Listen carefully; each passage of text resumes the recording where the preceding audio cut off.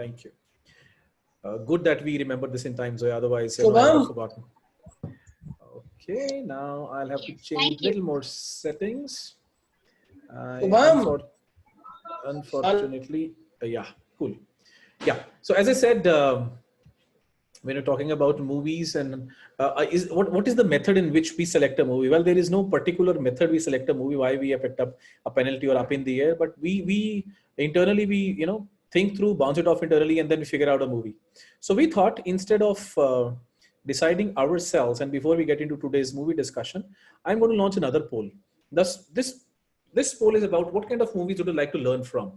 So we have created certain buckets of the movies, and we have close to about 150 odd movies which we have bucketed in this different genres. So this poll is right there in front of you. What kind of movies would you like to learn from commitment, burden of leadership, building dreams, taking action, building a team, coaching, conflict management? So what is that would you prefer? And accordingly, the next session, which will happen 2 weeks from now, we can actually pick up a movie accordingly, depending upon who will get the highest vote.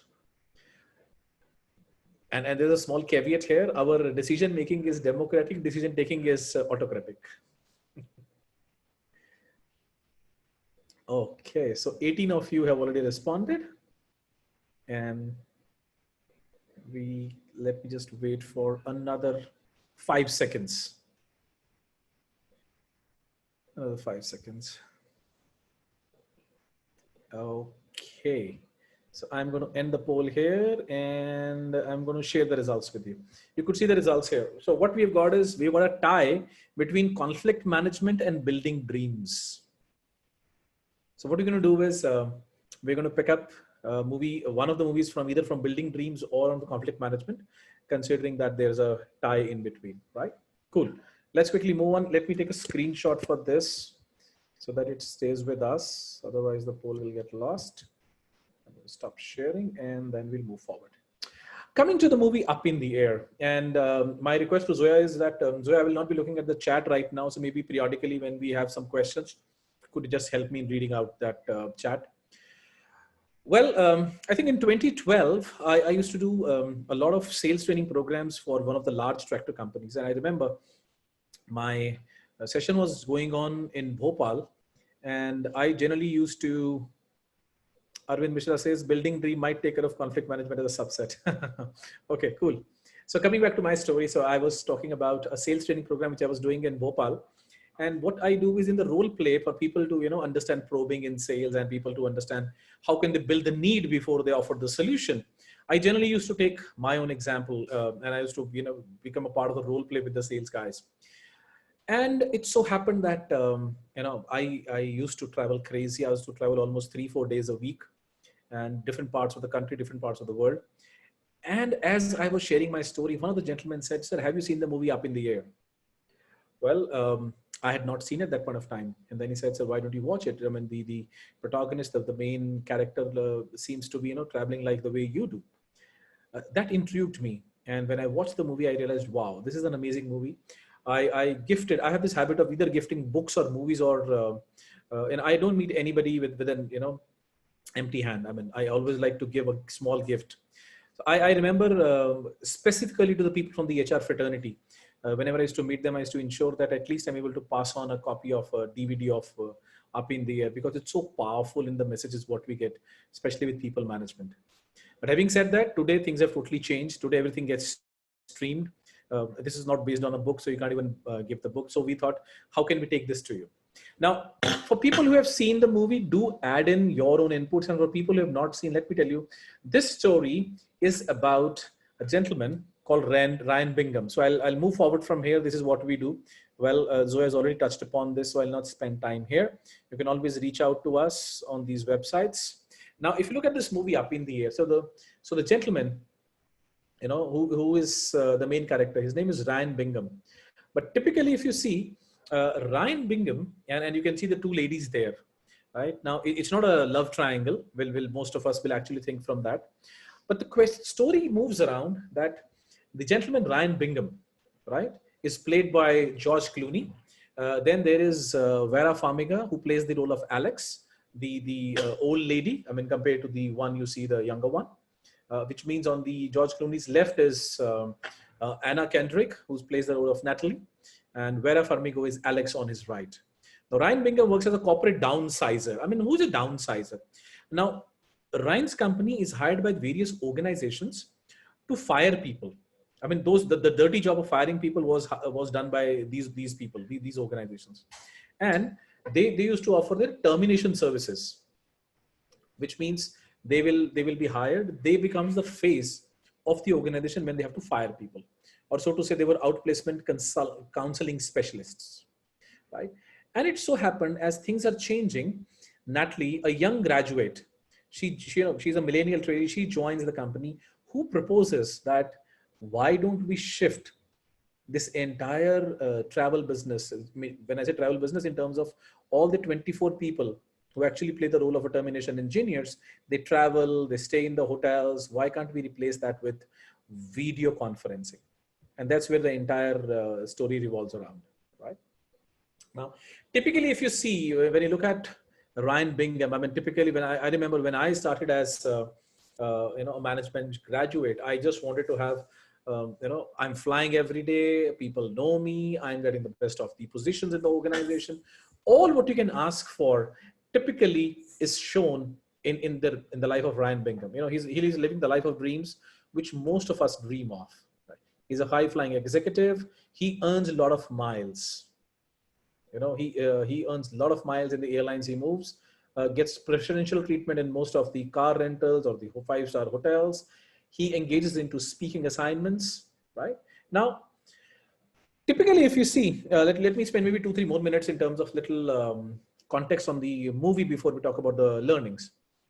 Now, with this in place, what happens is Ryan Bingham meets up this lady Alex on one of the airports, and their small interaction, hello, hi, moves into a small relationship. Now, what happens over a period of time? Ryan Bingham gets emotionally attached to her, and he ensures that he travels all the way, to meet her up, just to realize that she already has a family. And that's where she says that, look, you are my escape life. This is my real life. This in a way reminds me of some of the sayings which I had heard from my elders, especially when I used to travel a lot. That and allow me to share that in Hindi. It used to be, platform ki dosti platform pe chhod ke aani chahiye. And I realized that maybe when I was watching this movie, that saying resonated a lot with me. Now, in between this girl, Natalie, the lady who is new, right? She was assigned along with Ryan to ensure that she's able to understand what goes on. Now, she being a young kid on the block, she requested Ryan that, can I fire the next employee? And without having any prior experience, or she was only appealing to the rational side of the brain. Now, when I say rational side of the brain, come to think of it, there is an emotional side and there is always a rational side of our brain. Emotional side says, you know what, Jimmy, you need to start dieting. But the moment I see some kheer, or the moment I see a gulab jamun, what happens is that rational brain goes aside, and emotional brain takes over, and you start having your gulab jamun or a kheer. Similarly, we tell ourselves, I have to get up 5 a.m. in the morning. And the moment it is 5 o'clock, you know that you have to get up, but emotional brain says, come on, let's sleep for 10 more minutes. Right? So Natalie started appealing only to the rational brain. Now, Ryan Bingham, being an experienced player in the field, he quickly realized that, it is the emotions which make people, get convinced. Or at that point of time, when somebody is firing you after working in a company for maybe 20, 25 years or 13 years or whatever it is, right? At that point of time, if you make a rational appeal, it's going to bounce back. If you make an emotional appeal, then it will work. Right? So typically, if you see, the lessons from the movie can be summarized by the first one being the empathy. Now, for people who have done design think with me, and I see a lot of names here, they will realize that empathy is the first ever step what we do with our customers. But what does it mean here? And why am I talking about empathy here? Now, typically, when people said, when the new management said that probably we need to start moving into video conferencing mode, Ryan was totally against it. He said, no way, we will not be able to fire people and tell people that they are fired over video conferences, because people would be immensely upset and they're absolutely in vulnerable position at that point of firing. So he was concerned that their emotional needs will not be taken care of. They need somebody to speak with at that point of time. They need people need somebody whom they can share their challenges with. That, what, today I'm earning, let's say, XYZ amount, and today you're firing me, right? What will happen to me? Right. So that's the first part. Can I appreciate anything and everything from the user standpoint? So that becomes the first part. Be the customer. The second is people connect to people. Now, this is the session which I was talking about, wherein Natalie, the young executive, you can see on the picture there on the top, she's firing a gentleman called Bob. Now, she says that, what, Bob, you are being fired. And Bob was pretty upset. Right. And then she started saying that, studies have proved that people who have got some traumatic disorders, because, it will be a trauma in the family where there'll be a lot of upset in the family when they will come to know the dad is fired. She said that academically, they will do much, much better. At that point of time, Bob gets really angry. Right. And that is where, the logical reasoning did not work with him, as he was not in the right state of mind. And that is where Ryan steps in to handle the situation and points out to the Bob that maybe this is a wake-up call. And perhaps this is a time to chase the dreams of becoming a professional chef. Now, at that point of time, Bob gets really surprised. He said, how do you know? And then Ryan said, well, that is what you have written in your resume, that you have minored in the French culinary arts. Now, this also tells us that how important is it for us to prepare before we meet anybody, whether it is at work or whether it is about meeting anybody else. How can we smartly appeal to the people's emotional state of mind? And that is where he said that, how much did they offer you, to give up on your dreams to begin with? Which means even though you wanted to become a chef, but you are not a chef. And how much did they offer you? What was the salary they offered you to ensure that you start working instead of start to pursue your own dreams? So that's something which is very interesting. And there's so many things which we can learn from this particular instance, right? As I said, preparation is the key. Skill to learn from Ryan is timing, as we say, hit when the iron is hot. So he knew when to hit the right chord and what to say. And of course, he had done some prior research and customized his talk accordingly. And businesses needs to offer customized solution, instead of opting a one size fits all and pre-cooked situations. What we typically say is, whenever we, especially in the pandemic era, especially in this time, there are a lot of challenges all around.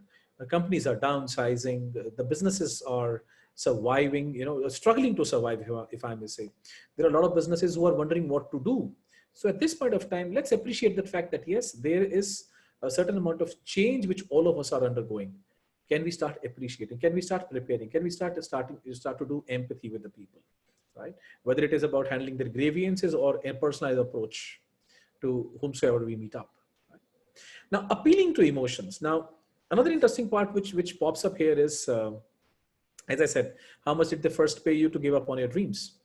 And a happier, meaningful life is driven by people around you. Now, if you see those pictures, there is this image which he cutout which he is carrying.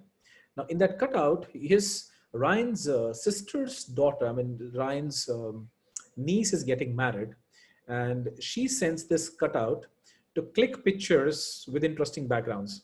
Now, the amount of travel he's doing, out of 365 days, 300 days he's on a plane, and he's carrying this cutout. And as he goes to attend the wedding, he realized that the bridegroom has developed cold feet just before the marriage. And he said, I'm sorry, I can't commit to this entire process of marriage. That's where Ryan Bingham starts to talk to that gentleman. Again, not to show him the hopes for future, that how the future will look like after we get married, but he started giving examples from the past, that if there is something which requires his attention, how he has taken care of things, how do we all take care of things in the past.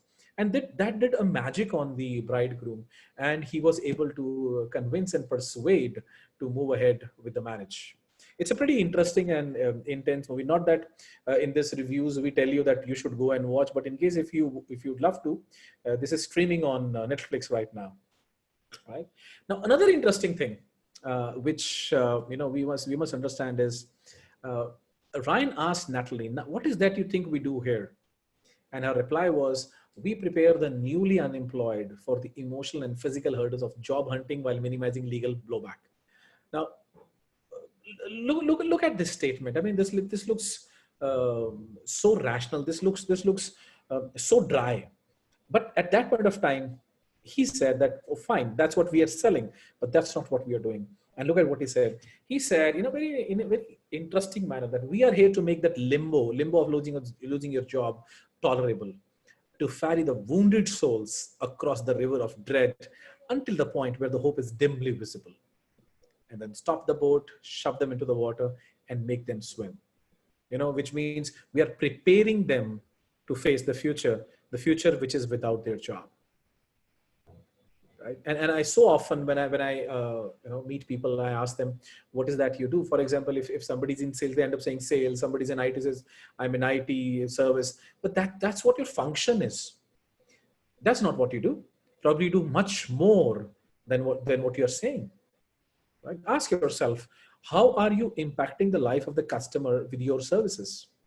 For example, if I have to ask you that, what is that you would say, that what is that I do? Right? So you will say, Jimmy, I mean, you're a professional trainer, you're a speaker, you're a coach. Well, that's all right. I mean, that's what my function is, but that's not what I do. Right? So what I do is when I get up in the morning, now this is something which is, something which I always believed and I always share with people, that, whenever I wake up in the morning and the first time when I look at myself for the first time, which means, khud se rubaru hota hu, when that is the time, when you do your daily chores and you start, look up at yourself in the mirror when you're doing your, cleaning of your teeth. Two things happen to me. One, the first part is I see an opportunity. The opportunity is that today, whether I'm doing a session or whether I'm doing a meeting or whether I'm reaching out to one-to-many or whichever way it could be, I have an opportunity to meet probably 20, 30 new people. Of course, these days virtually. And the moment I say that I'm going to meet these people, there may be a possibility that they may become my friends by the time the session gets over. But at the same time, I also see my shoulders a little heavy with a sense of responsibility. And that responsibility stems from the fact that all these people who will come into my sessions or who will be listening to me have put their time, energy, and effort in me. Will I be able to give an appropriate ROI to them? So I'm no more a trainer. That may be my function. That is what I'm supposed to do. However, what I do is I make a difference into the lives of the people who I come in contact with. For example, even from this session, we have close to about 24 people here. Now, out of this 24, even if one of you is able, to learn something, and even if one of you are able to make a small shift into your lives, I think my job is done. That's what I believe in. And over a period of time, I realized that what I firmly believe in is I coined something which says, what I do is my dharma, my duty, my responsibility. What others do is their karma. I can't force people to do what they're doing. All I can say is, look, this is what I'm supposed to do, and I'm doing what I'm supposed to do. Yeah. And then this is the most interesting part. Products that are easier to sell, but made products that are easier to buy. Which means don't look at what need you are fulfilling for your own self. How can we make the products that are easier to buy? And I remember when Chroma had launched their services in India, they said, we help you buy. They did not say that we are a XYZ company. They did not say, they didn't speak about the product range we have. Right? Here, what we're just saying is make things that are easier to buy. Arvind Mishra says, I remember a pest control service person calling herself as a contract killer. Okay, nice, interesting, right? And remember, do not promise a better product, promise a better life. We all, at the end of the day, are so emotional people that we would rather, instead of looking at a better product or start something which can appeal to the emotions of people. Yep. So friends, this is something which I thought will quickly share with each one of you. What we'll do is we're going to upload this video in a couple of hours on our YouTube channel. And feel free to write in on info@squaresql.com. Meanwhile, let me open up the chat. The chat, in any case, you can speak, and you could also unmute and can share your views. You can unmute yourself and can talk. Any questions? Anybody wants to share anything?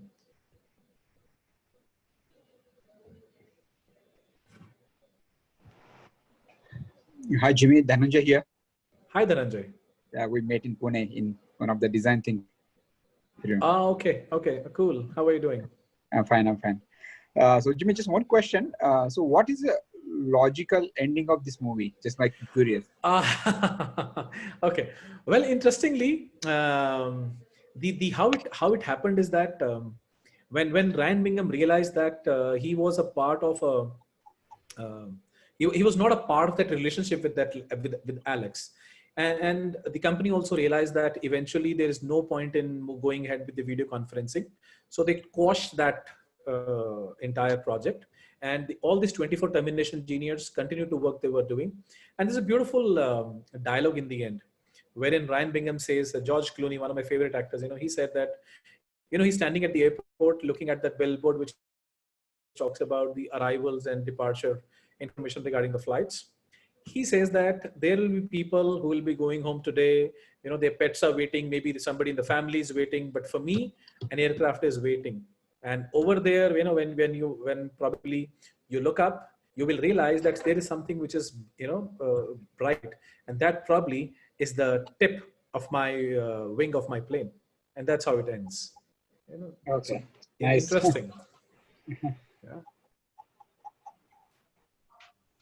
Hi, Jimmy. Good evening. So, it forces you to think in so many different ways.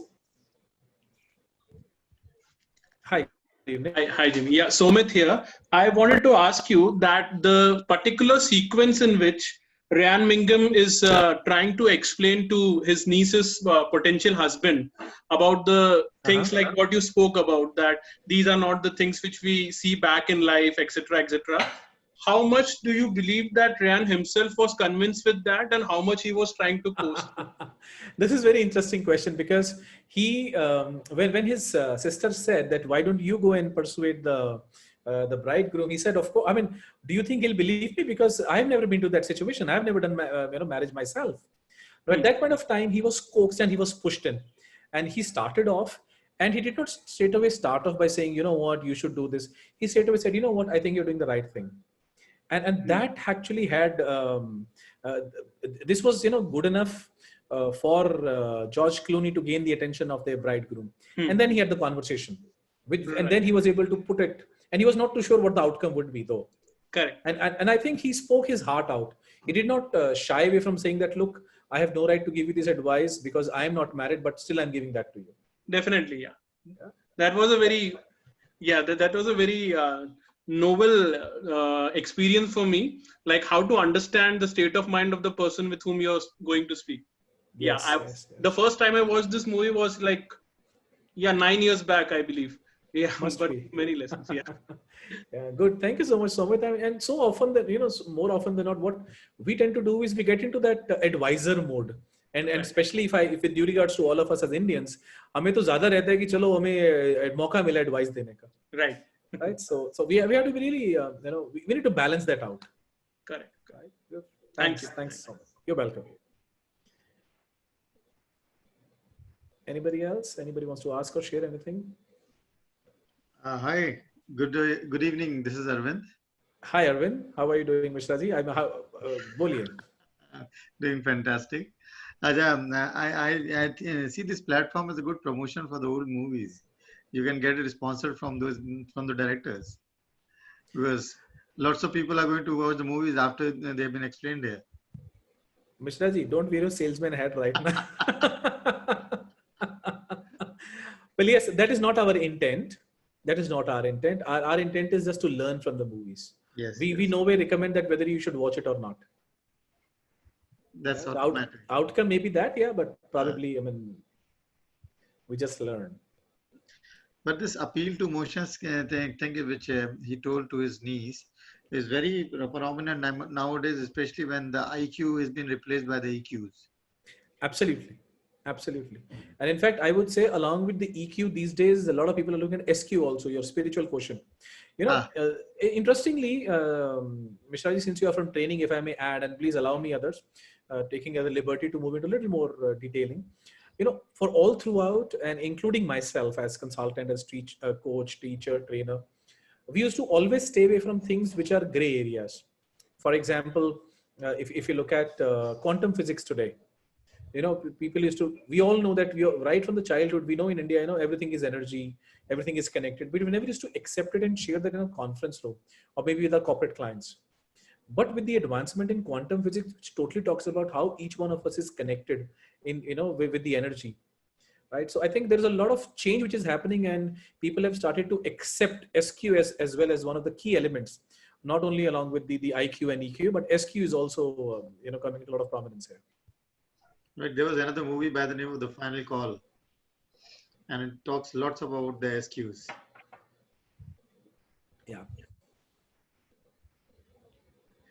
Cool. Thank you so much, Mr. Ji. It's always a pleasure that you take our time out and join us. Thanks, Jimmy. Thank you very much. Thanks. Thank you. Thank you, Rajesh Ji. Thank you. So, friends, one last call for questions. If there are no questions, we'll call this off, and then we'll send the recordings to you. Hi, Jimmy. Ankur here. Ankur, hi. Yeah. I also recall how George Clooney, earlier he was also like rational thinking with respect to earning miles, and then finally he went emotional, and then he gave his miles for their niece's honeymoon. Yeah, he didn't give it eventually. He said he'll call back, but yeah, he was just on the brink of doing that. Yeah. True. I mean, ask yourself, and that's why I said, I could so relate to this character so much, especially when when Jet used to be operational. I used to always become a platinum member. So I started as a blue plus, silver, gold, and the moment you realize that once you achieve what you wanted to achieve, what next? And I think the same thing probably happened with George Clooney when he realized that he's reached that milestone. And in fact, if you remember the scene in the movie, the pilot walks up and he says, you're one of the very young ones who was able to reach this milestone. Right. He realized that, what he's going to do with that, with the entire sequence of events which happened in the movie, he probably moved away from that rational aspect to the emotional aspect. What is it that it is with respect to, what will I do with this? Right. So he had that realization, if I may say. And it so happened with so many of us also. No? I mean, how much is enough? We are not able to figure, and I mean, at least I'm not able to figure out the answer for myself. So it's so difficult for us to figure out how much is enough. How enough is enough.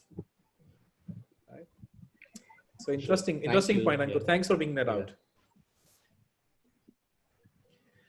Well, we would like to even acknowledge the comments. There are just few comments that Ms. Dipti Katmi and Mr. Kumar has thanked us for this thing. So thank you very much for actually joining and acknowledging that it was a good learnings. Thank you. I think it's 16:37, 4:37. Let's wait for 2-3 minutes, and then probably 4:40 we will log off if there are no questions.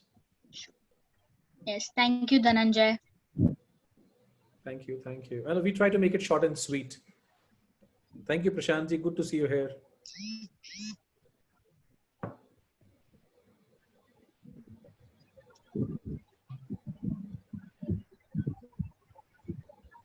Okay. Cool. So if there are no questions, shall we call? Jimmy, last not question but submission. First of all, thank you very much for your great effort. Second, can we get pre-read for the movie one day before or some story little bit to more understand? We have been contemplating, and there's one thought which says that why don't we announce the next movie today so that people have 2 weeks. Yeah. To if they want to watch or if they want to look at it. So I think that's a valid idea. So we may not. Okay, so what you're saying is maybe you just send a one-pager so that you want to read, or maybe one pager just to understand from your perspective, to understand in much better way. Or maybe we can also announce that what is the movie for the next fortnight, and people can Definitely. actually watch it, and people can actually come prepared for any discussions if they wish to. Definitely. Sure, I think that's a good idea. Maybe by over this weekend we'll zero down on the movie. Maybe by Monday we'll post it on the WhatsApp group. Thank you, Jimmy. Thank you very much for nice conversation. Yes, thank you, Rajesh ji. Thank you, Kusum. Thank you, Arvind. And thank you. One more. There are a few chats actually going on. Thank you, Nitin.